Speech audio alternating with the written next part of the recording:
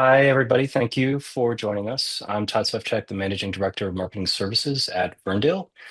Today, Stephanie Saia, our Web Personalization and Experience Optimization Practice Lead, and Brandon Connolly, our SEO and AI Search Solutions Practice Lead, will explore a fundamental shift that we're seeing in the market. And it's that the customer journey now starts way before the click, and sometimes there is no click.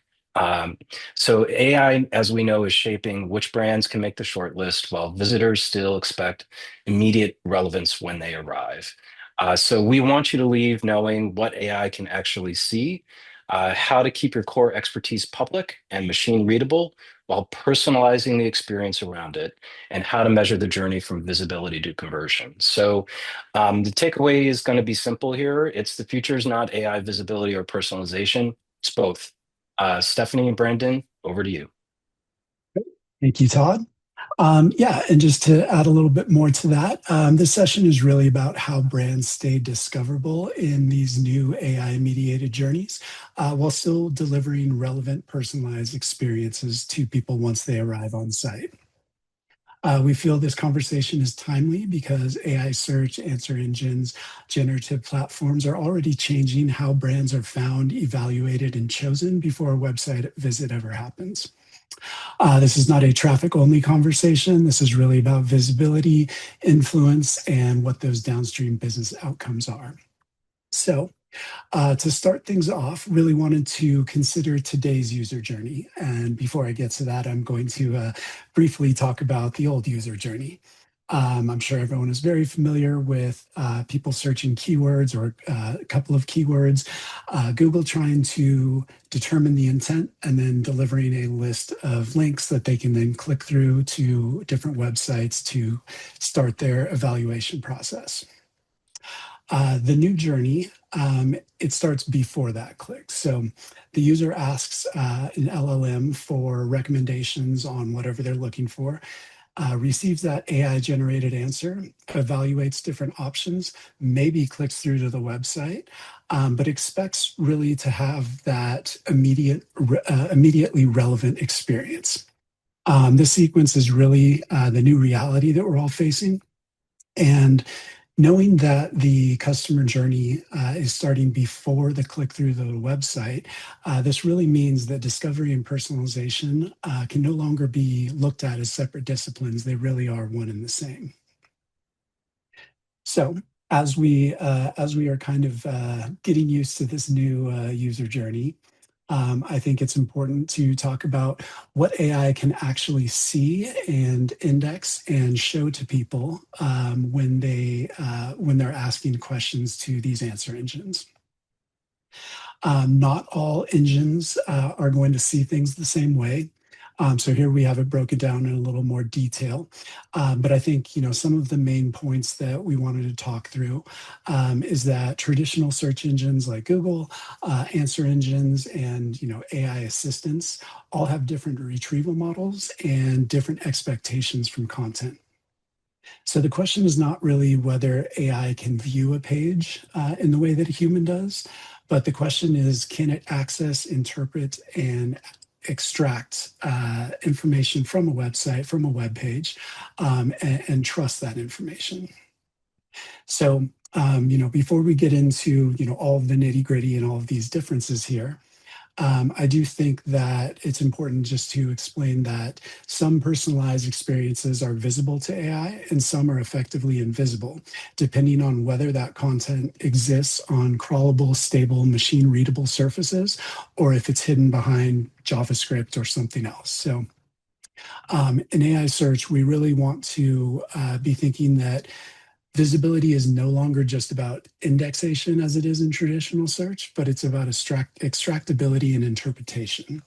So to start things off, what a traditional search engine, what the real goal is, the primary function is to find and rank relevant web pages. What a traditional search engine can see would be crawlable, indexable pages, metadata, headings, links, content, structured data, all of the traditional type of stuff. How Google and other search engines prioritize that information is really based around relevance to the search, crawlability, page authority, different technical SEO signals, content quality, backlinks, all of those kind of standard metrics. Again, I know this is not new information for everyone, but the results and how information is surfaced is traditional SERP results, just being a list of different web pages that have the closest relevance to the keywords that were searched and the intent that Google was trying to match it to. So what that meant for content when we were developing for traditional search engines is we want to make sure the pages are discoverable, technically sound, and well optimized for the different keywords that we were targeting. Jumping over to answer engines, the primary function of an answer engine is to generate a direct answer to a question that is asked by a user. And the way that it does that is it finds available sources on the web. So what an answer engine can actually see on your website is really clear extractable answers. So we're talking about FAQs, summaries, TLDRs, that type of thing. Anytime we're giving definitions, comparisons, always a popular one for answer engines to serve up, and really just authoritative content. So while it is looking at different items, we're still within the Google EAT guidelines here. The information that answer engines prioritize, we're really looking for clarity, specificity, authority, recency, consistency, and answer-ready formatting. We'll definitely get into a little more of that answer-ready formatting. Recency is also a big one. We're always advising our clients to update older blog posts, older articles to make sure that not only is the information extractable, but it seems that it has been updated recently, so we're looking at up-to-date information.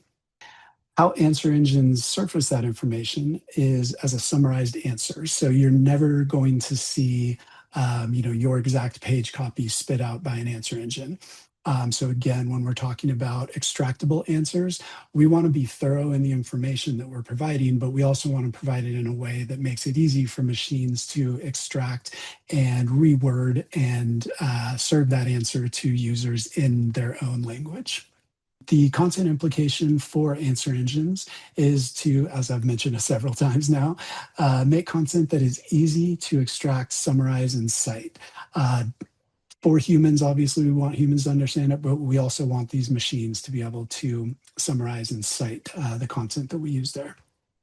So the key consideration that we're thinking of for answer engines is, can our content answer the different types of questions that people will be asking? And then jumping over to LLMs, AI assistants, the primary function there is to interpret, synthesize, and surface information within the context of the prompt that was given to the AI assistant. So what these assistants can see, website content, index sources, rendered HTML. This is important as we go throughout the presentation and start talking more about different personalization strategies. Because if the rendered HTML, if personalization is done through rendered HTML, that's going to be visible. If it's done through a late JavaScript function or some other type of functionality, that is going to be largely invisible to these AI assistants.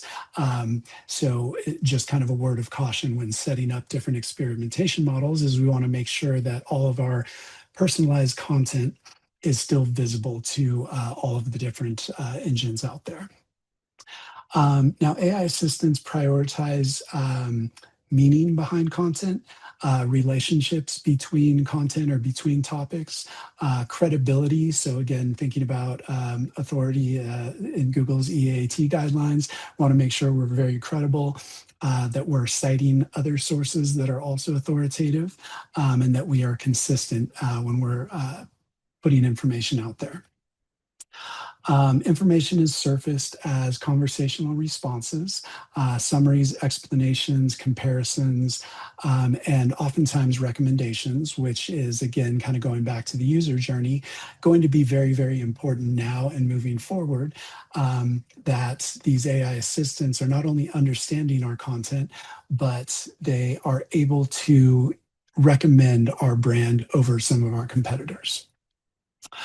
So the content implication here is that we want to make our expertise clear, consistent, well supported. That's where citing other authoritative websites comes in, and reinforced across the web. So we want to say something unique, but we want to make sure that that's backed up by other websites as well. And the key thing to consider here is, can AI understand and trust our website enough to include us in those recommendations? All right, so jumping into our first example here for public authority content, and this is an article from HubSpot, a thought leadership article that has very strong content structure, expertise, FAQs, and schema. So structured data is something we will be coming back to quite a bit.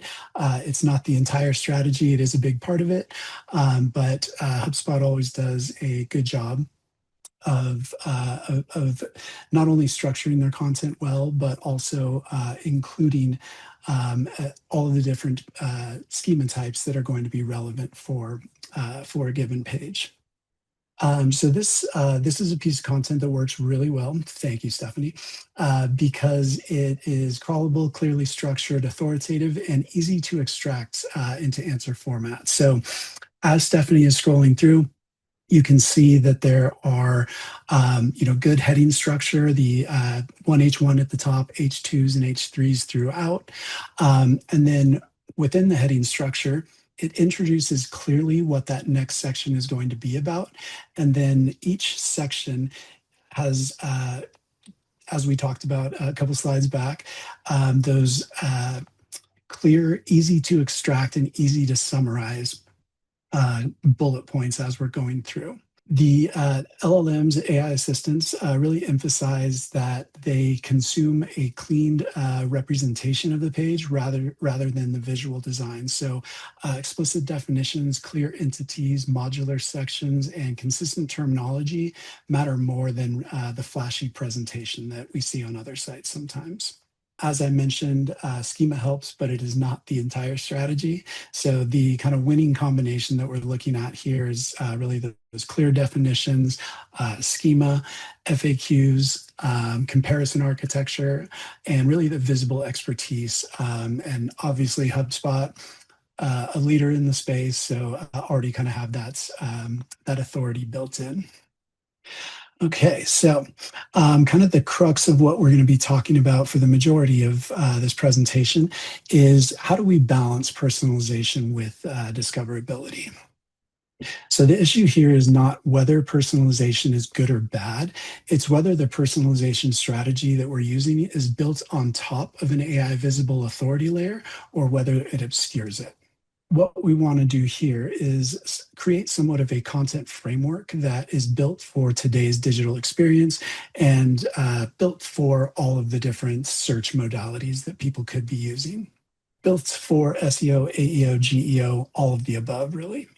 So some examples, we just looked at a thought leadership article.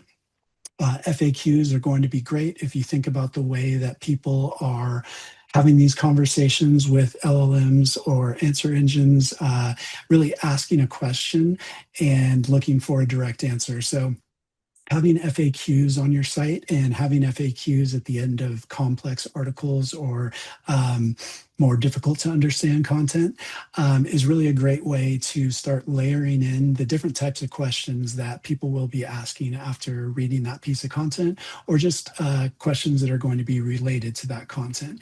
And LLMs, different AI models will read through those FAQs, find the closest match to the question that the AI model has been asked, and serve up the answer that you have there. Again, not word for word, but a cited and summarized answer. Beyond that, research and insights always going to be great because when people are doing their own research, they're going to be asking questions around different research that you may cover on your site with different content. Leads into educational content, pretty much the same story there.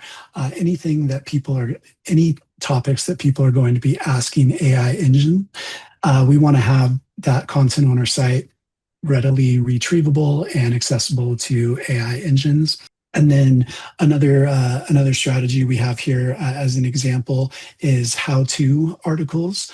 Obviously, if somebody's asking, how do I do XYZ, having an article that clearly lays out how to do XYZ is going to be a great resource for these AI models to cite and use in the answers. Thanks, Brandon. And, as we wanted to convey on this slide, we used the yin and the yang to represent that these two sides that you see represented here are complementary. It's not an either or, it's both of these things together.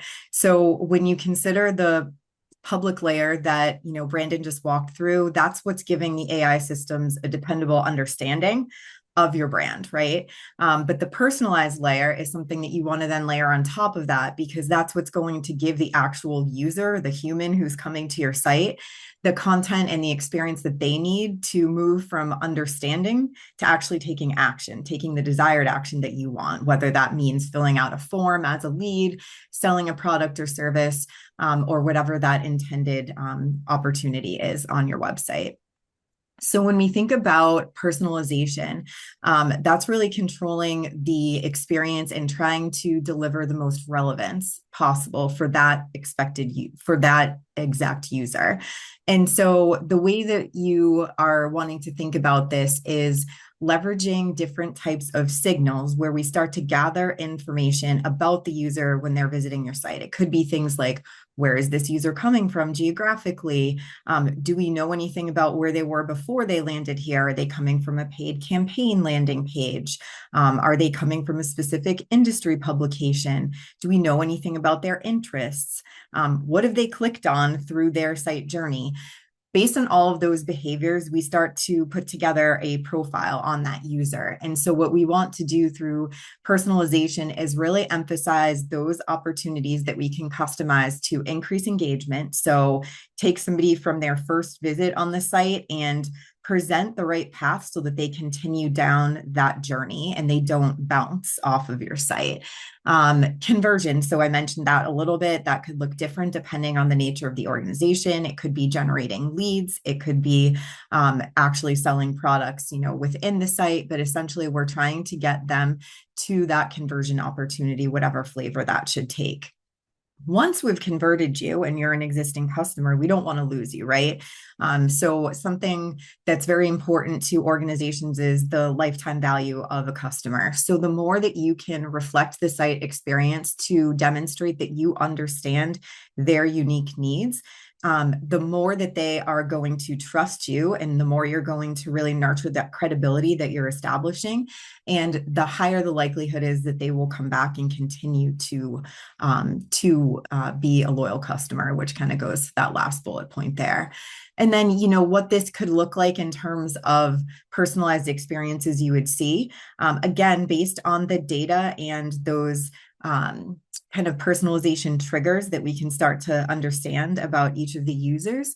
The site is capable of delivering personalized recommendations. So it could be a for you or something of that flavor.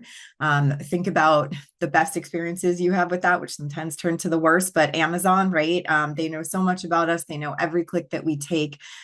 We might be looking for, I don't know, a black dress to wear to an event one day, but it wants you to buy that black dress for a long time to come. So it's also about understanding the correct balance of relevancy, but not, kind of going overboard with what we're, sharing to the user as well. Dynamic CTAs. So again, once we understand the user's behavior and engagement on the site, we can customize those calls to action so that it's more meaningful. So for example, for organizations that are actually e-commerce in nature and making sales on their site, the first time somebody lands there, depending on what you're trying to sell, especially if it's a higher ticket item, you might not want to hit them with a buy now call to action right away. You might want to serve up a learn more, and engage them and figure out how we are going to get them to continue down that path. So really understanding the user and meeting them where they are to deliver those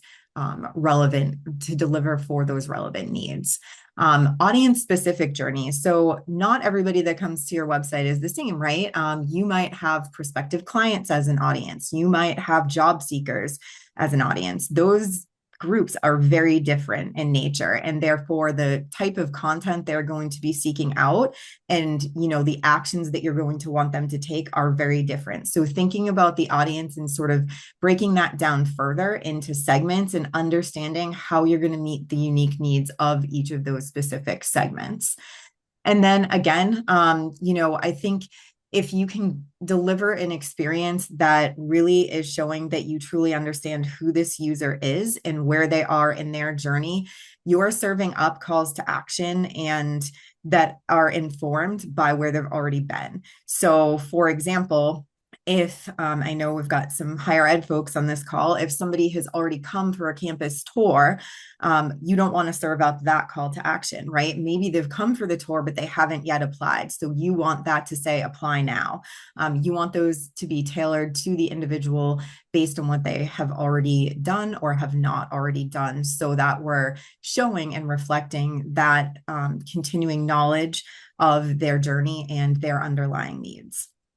And now what Brandon and I would like to do is we've prepared 4 different examples. Again, just trying to make these as relevant as possible. We pulled examples that are included from some of the industries from which you all come from today on this call. And I just want to preface by saying we selected them because we feel like they demonstrate an important principle from both a personalization and an SEO, AEO, GEO perspective. These are not our current clients. We felt like it was helpful to provide some, objective examples. We have worked with clients from each of these industries that are represented here. So just wanted to preface by saying that. So this first example that you see is from an investment management organization. And so one of the things that can be important to this type of business is the ability to distinguish between the needs of different audiences that they serve. So for example, what the individual investor is going to need and the type of information they're seeking on the site is going to be different than what an institutional investor, for example, is going to need. So as you see in this example, there is an audience gateway that you see over here at the right it's presenting an opportunity for explicit personalization, which means that the user is specifying for the organization which role they fit into. And then based on that, the experience on the left-hand side is going to be tailored to the unique needs of that audience. So this is something that certainly can have applications across many different industries as well. But Brandon's going to now help highlight what are some of the risks that could come along with this type of personalization. Great, thank you. And yes, as Stephanie mentioned, this type of audience gating is very common for financial services, but it's also common for a ton of other industries as well. Just knowing the different audiences are coming to the site with different purposes in mind.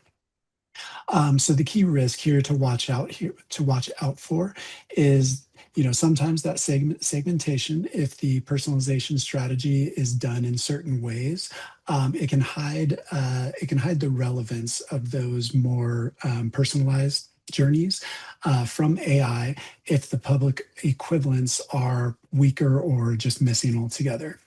So another way to frame that, if the AI systems can only see generic public content, while the more specific journeys are behind that audience selector and taken care of in JavaScript, the brand is only going to be understood by those AI engines by the public-facing content. In this example, once you click through to the different audience selector for the different audience that you're a part of, it actually does go to a public URL. So all of this information is available to AIs. So, as Stephanie was saying, people are coming to the site, institutional investor, individual investors, they're going to have different types of questions. So when they're asking those types of questions to an AI model, all of the different content is going to be available to the AI model to serve up as an answer. Thanks, Brandon. So moving on to our second example, which is from cars.com within the automotive space. So automotive sites obviously have the potential to create very compelling experiences because as a user clicks through the site, the site can respond to those user behaviors. What types of vehicles is the user viewing? What types of searches are they performing? What types of budget ranges do they look like they're, working within? And have they honed in on any specific types of vehicle preferences in terms of features, right? So as you can see here, I spent some time clicking around. So what you see on the left is their homepage, but now because I clicked around a bunch for what you imagine to be a third row SUV based on the vehicle recommendations I'm receiving, now it's recognizing me and saying, welcome back, check out these recommendations based on cars that you've viewed. So the personalized experience is really hitting on that customized shopping experience and trying to reduce any of the friction on what could be an overwhelming site experience with lots of inventory to choose from and helping to really narrow down for the user the vehicles that might be best for them. And so that really can encourage the user along their path and again, have that added benefit of conversion at the end. However, again, I'll point to Brandon for some help on highlighting where things can go sideways if you're personalizing at the expense of AI visibility. Yes, and this one is a great example of that, very similar to the Amazon example that Stephanie has shared earlier. When personalization is really tied to adapting to behavior on site, those behavior-driven paths are not automatically visible to AI systems. So AI can see the public inventory, different categories, different research on different car types or car category types, but it may not understand the unique recommendations that are being served to humans when they're on the site because AIs can't really see that behavior. So the way that the way that I would set this up, I think this is a great example, and I think it's great for the actual user experience on the site. But I would also have on site, and I believe cars.com does have this. Really having a lot of comparison pages, category pages, model, different features, having pages on all of those different things that the website is picking up on because of user behavior, but having those pages just be public so that AI models can still access that data and serve up those types of answers within the actual AI system that people are asking questions. So I think we're starting to see a pattern emerging here where personalization definitely adds value, and it adds value to AI search as well when it points back to stable public-facing pages instead of just living within that user behavior loop. Okay, and next we wanted to head over into engineering and manufacturing. So Schneider Electric is a good example to try to help highlight some of the complexities that can come with B2B personalization. So this is a global organization, and the site is going to attract a wide variety of visitors. And so what they need in terms of delivering a relevant experience could differ on a number of dimensions. So it could be things like their role, where they're located, so their geography, what types of products are they looking for, what type of support do they need based on, again, that specific product offering that might be available within a particular region. So what we wanted to highlight here is that on the left, you see the default experience that you receive when you go to the Schneider Electric global site. So this is, kind of telling you can have the opportunity to stay on the global site, but realistically, they want you to select your location so that you can get a more highly relevant experience experience that's going to present to you the products and support that are available within your designated region. So I went ahead and selected US as the location. So the screenshot that you see at the right is now showing you a navigation menu that will have drop downs that are specific to that region. And also you see the messaging in the hero is specific to the US as well. And so having that type of dynamic routing can be very important to delivering that personalized experience that's relevant to the user based on where they're coming from. And so, we're highlighting the geographic portion of this experience. But again, with this B2B example, there are many dimensions to take into account, like role and, types of products and things of that nature. But again, as you'll see with the pattern that Brandon mentioned that's emerging, this doesn't come without risks. So Brandon will now highlight some of the things to keep in mind as you're thinking about delivering a regionally based experience personalized to the user. Great. So the main risk here for discoverability is that, if the product and support experiences rely too heavily on country selectors or any type of geo selector, IP routing, or any other type of dynamic logic, the AI system may only see the default version and miss those region-specific offers or support paths. So the recommendation for setting up something like this would be to create clean regional URL structures that are indexable for all of the different regions, all of the different basically anything that was done through dynamic logic in the earlier example. Make sure that these all have their own regional URL structures so that AI systems can access all of this information and then serve up that content within answers to users searching within these AI models. Okay, which brings us to our fourth and final example in higher education. So this is an example from Penn State University that's highlighting a quiz that they have on their site. And so as you can see on the left-hand side, it's kind of promoting this idea of find your fit at Penn State. And when you engage with the call to action there, it pops the form that you see displayed on the right-hand side of the page. So quizzes like this one, or guided experiences in general that are based on that explicit personalization, so the user completing that form and telling us exactly what they're looking for, that can be common for higher education sites, and also, again, extends to other industries where you might have a variety of options for that user to choose a path. So it could be product-based organizations in addition to service-based organizations. So if you just think about that broader application, anytime you're presenting a user with a number of different choices, this type of explicit personalization can be helpful in trying to prevent the journey from being overwhelming and can really help them sort of focus their attention on the things that they're interested in the most.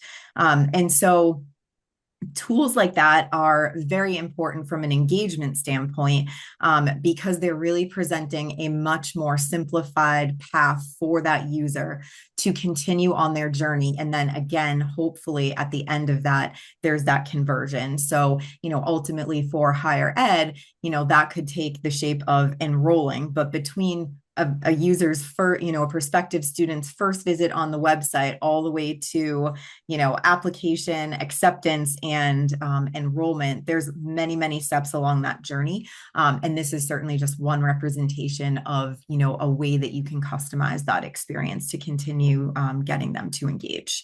And so again, we're going to share some warning signs with you about how to approach this in a way that is smart and also lends itself to the proper visibility.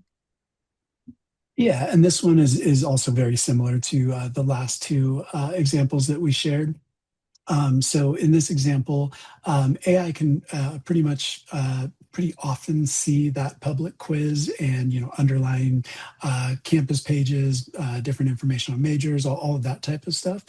But AIs cannot necessarily see the personalized recommendation path unless that path is connected to public indexable destination pages.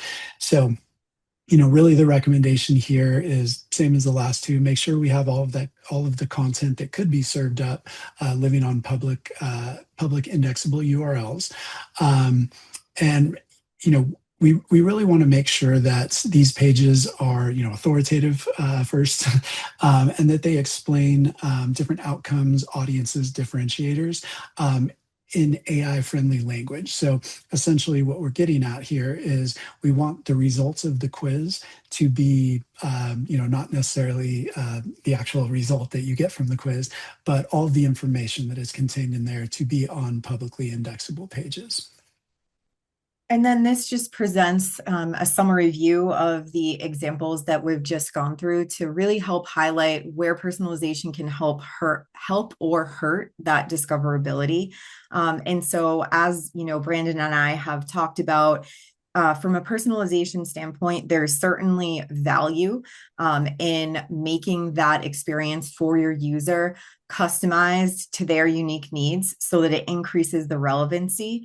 However, when you do that, you have to really balance the visibility considerations, right? And so the way that I think it's easiest to look at that is this all matters because in some cases, humans interacting with your site are going to be able to see more than the machines that are reading them, right? And so everything that Brandon's pointed out in terms of keeping content on, publicly available, crawlable URLs and really making sure that your core expertise is not something that is being hidden from AI systems is really key to this. And so, if done well, you kind of strike that balance. And if there are challenges and you're kind of personalizing without considering that underlying visibility, the risk to the business is that you're potentially losing traffic, right? Because you've unintentionally hurt your visibility up front. So when we think back to that customer journey that Brandon shared at the beginning of this presentation, that pre-click experience matters a lot. And if we can't get them through that to get to the actual site, then they're not going to see the relevant content and experience. So having that end-to-end experience be one that you're really considering and trying to be thoughtful about how you balance visibility with the relevancy that comes with personalization is super, super critical. Brandon, anything else you wanted to add in here? No, I mean, you covered it. The only thing just to reinforce, if AI can only see partial information, it really cannot frame your brand accurately or compare it confidently to other competitors, which leads to weaker narrative control and lost influence during that early part of the buying journey. And so, in terms of approaching personalization to enable better discoverability, here are just a few guardrails that you want to keep in mind. So again, you want your core expertise as an organization to shine. You don't want that to ever be hidden. So anything that is central to your products or services in terms of facts related to them, product details, explanations that you would want users to see. You want those to be clear and you want them to be consistent. What you can think about from a personalization standpoint to kind of complement that is kind of, customizing the way that the expertise is presented or the way in which the visitor is encouraged to take a next action. So, again, the personalization should be complementary, but it shouldn't be replacing that core expertise. Then, the second bullet point here, I think we've said this many times, but it's important, so we want to keep reiterating it. So don't hide important answers behind these personalized experiences, right? So if you feel like there is a question about your product or services that matters, that's going to matter to your customers, or to the brand being seen as authoritative in the broader market, then that answer should exist on a stable, public, crawlable URL, as Brandon has mentioned previously in the presentation. The next point is about kind of connecting your content into a broader ecosystem, right? So there are aspects of the site that you might be personalizing. So it might be a single component or a module on the page, but where you're taking the user from there, for example, if there's a call to action, you want to make sure that that's taking the user to some place where there's authoritative proof regarding that topic to sort of back it up, and that those support pages, you're being thoughtful about the relationship between this one piece that's personalized and all of those other pieces of content in that broader ecosystem that the user is likely to consume in their journey.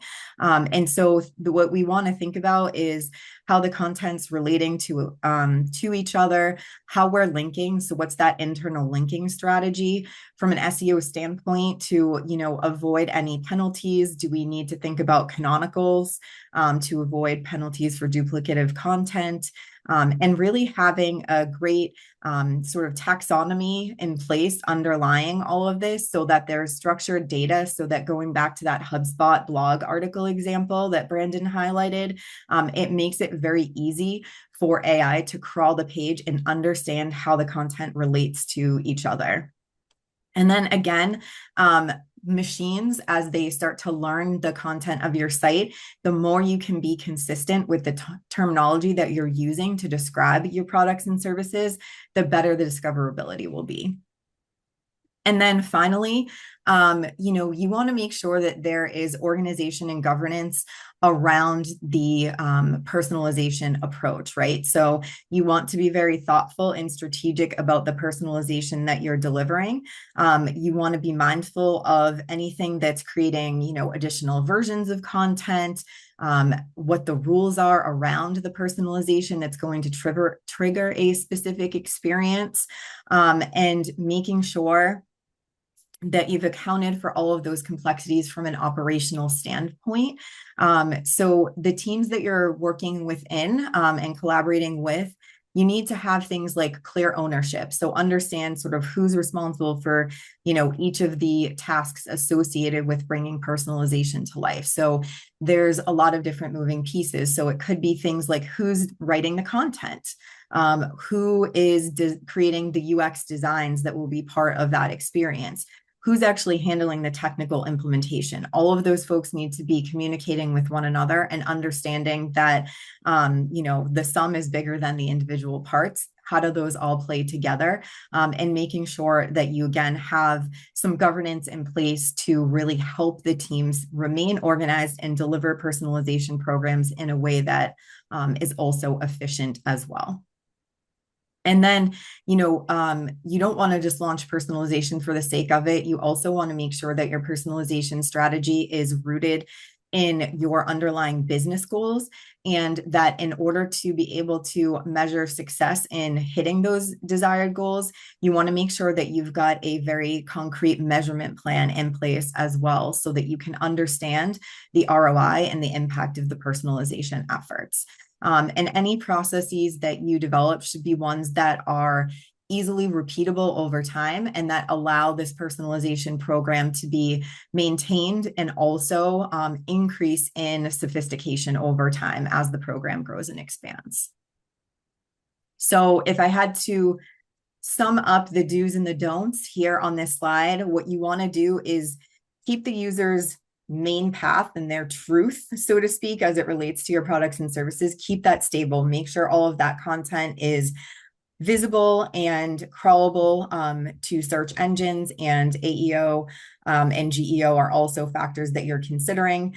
And what you want to do is personalize that path. So understanding that core experience, layering on top of that those personalized aspects that are going to increase relevancy for the user, so that you as an organization have that added benefit of improving engagement and conversion. And then make sure you're staying organized, right? Have that governance and strategy in place to keep your personalization program stable and growing over time. And then another thing that I wanted to just take a moment to highlight is the interrelationship between personalization and experimentation. So experimentation is something that can be very powerful when used in combination with personalization. But much like our earlier examples, we want to make sure that we're doing experimentation properly, right? And so the way that you like to think about this, or the way that I like to think about it, I should say, is that when you use testing and personalization in combination, it really creates a continuous optimization loop, which you see kind of visually represented in the bottom left of this slide. And so the thing that's wonderful about this is that testing allows you to really validate what you believe to be true, right? So with an experiment, you will have a hypothesis, something that you're looking to test out to see if that holds weight and proves to be accurate. So with a test, you are putting forth a hypothesis, you are crafting an experience. You are not scaling that to 100% of the people that would qualify for that experience. You're having, some type of a holdout, whether it's a 50-50 test or otherwise, so that you can compare the kind of default version to the new experience that you're launching as part of that experiment. What you are then able to do is gather data. So that enables that next piece in the optimization loop, which is learning, right? So as that test is running, you're gathering data, you're, looking at those underlying metrics that you've defined, your KPIs, to see if you are tracking in the right direction or not.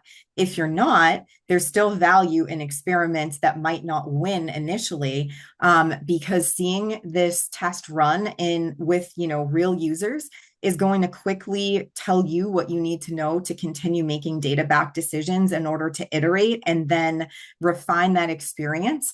And once you finally make it through that test and learn stage and you have an experience that wins, what you can do then is scale that experience through personalization. So approaching it in a methodical way like this really helps to limit the executional risk, because you're only, again, kind of taking a subset of your audience to show that test experience to, and you're not scaling anything until you have high confidence in the results. And so, what you get together through this combination is proven experiences that resonate with your audiences, and that you also can feel confident about delivering the anticipated business results.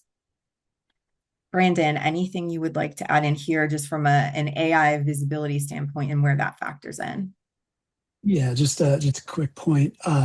Typically, when we're running experiments, we're really only looking at measurement or lift in on-site conversions, or whatever we're experimenting for. But whenever we're running experiments now, we should also be paying attention to discoverability type metrics. And so, if we're running an experiment and it's resulting in greater conversions on site, but we are starting to see our discoverability go down, that's just something to factor into our decision making. So really, just instead of only focusing on those metrics, we also have to keep an eye on how it's impacting other sections of the site or other sections of the journey. All right, and yeah, you might recognize this slide from the very beginning, but really what we wanted to do here is talk about performance and how we measure it. So the strongest programs connect discoverability metrics before the click with the engagement and conversion metrics after the click. So some of those pre-click metrics that we're looking at, again, not just organic traffic anymore, but we're really looking at organic visibility, featured answers, AI citations, referral traffic or AI assistant traffic, brand mentions, share of voice, all of those types of things that, we used to be able to just see how many clicks were coming to the site, how much traffic was coming to the site, and that's still important. But we also want to include, these metrics because, again, if the user journey is starting before the click, sometimes just being recommended or in those featured answers, or even just being cited by different AI models, is going to be, kind of that first step. The first step used to be the click through to the website. Now that first step is really within those AI answers. And then after the click, what we want to understand is whether the opportunity that was created through that initial discoverability actually turns into value for the organization. So the types of metrics that you would want to look at include the ones highlighted in the bottom right. So the user's content consumption, how are they engaging with the site? Are they kind of clicking on one page or two pages and then bouncing, or are we getting them to kind of go down this path where they're engaging more deeply with the content? When we get people to fill out forms, what's the quality of that look like? Are these actually high quality leads that could convert to, sales later in the process? And how are we measuring that? Well, we're looking at things like conversion rates, right? We talked about experimentation on the previous slide. So that's another thing that we want to look at is, for each experiment, you're going to have clear KPIs that you want to hit. And so what we want to consider is, did we achieve those goals? And if we didn't, we want to understand why and kind of where we missed the mark. And again, what's going to be the next iteration of that experiment to help deliver value. And then, of course, from a profitability standpoint, you want to look at, how did these efforts impact your bottom line, right? What was that ROI on this personalization effort and the experience that we're able to deliver through the site? And I think the important thing that Brandon and I, talked about and wanted to highlight here is that neither side, the pre-click or the post-click, tells the whole story by itself, right? More AI visibility doesn't automatically, create value if when you get the user to the site, you're not delivering on their expectations regarding an on-site experience. So if that site underperforms, all of that, kind of credibility that you've established up front can get dissolved, fairly quickly. So again, achieving that balance is very important. And then on the flip side, if you have a highly optimized website, you're not going to be able to get them to that conversion point if you can't get the visibility in the first place. So you really do need to be mindful of this entire end-to-end journey when you're thinking about designing your site strategies as a whole. Right. And then really just kind of a closing thought here. The future is not AI visibility or personalization. It is both. And so winning brands are really going to be the ones that make their expertise understandable, trustworthy, and memorable for AI systems, while still creating the relevant human experiences that take place after the click. So, your expertise must work in search results, AI answers, and then also personalized journey at the same time. Like that's really the crux of all of this, is that it's never one or the other, but we really have to be thinking about holistically about how all of these things affect each other. So yeah, I wanted to give a few tips on how we could get started. So first one I wanted to call out here. Access some of these free tools. They all have paid components as well, but they do have free versions. So that you can look up your websites and see how you are currently showing an AI search. So SEMrush, I'm sure most people are familiar with. Also, LLM Pulse and Backlinko have come out with free versions where you can just kind of check what types of prompts you're showing up in now. The second one here is creating LLMs.txt and LLMsFull.txt files. These are similar to robots.txt file on your site, but these are really geared to help LLMs understand where content lives on your site, what type of content it is, and how they can access it quickly.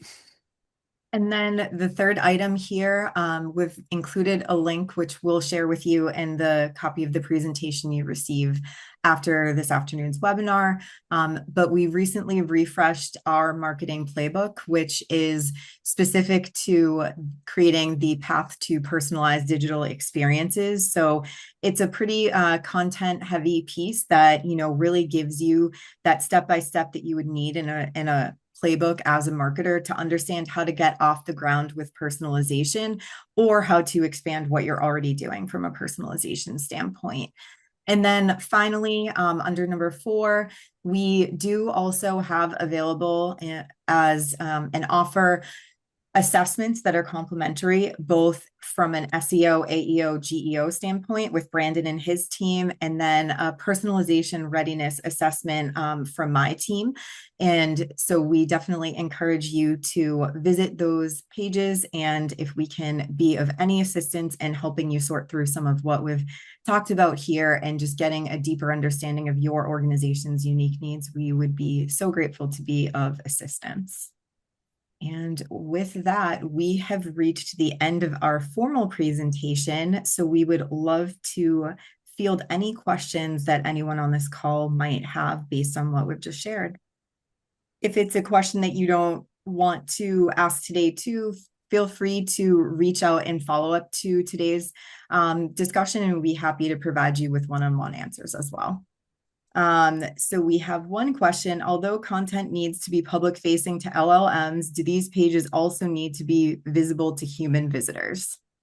Yes, just going back to original Google guidelines, we never want to have content that we're trying to hide from anything, so hide from humans. So yes, we want it public facing, visible to robots, humans, everybody.